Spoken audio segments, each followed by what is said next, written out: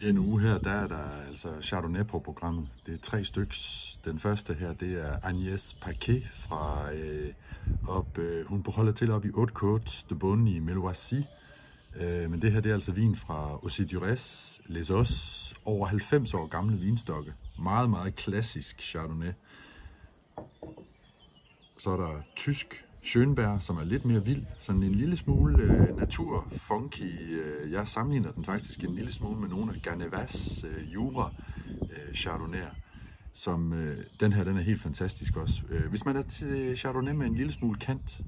Og sidst, men ikke mindst, Pernod Vergelès fra Soufretilly Premier Cru-marken, som ligger helt inde i den allerinderste del af Pernod Vergelès-dalen bag ved Kortonhøjen.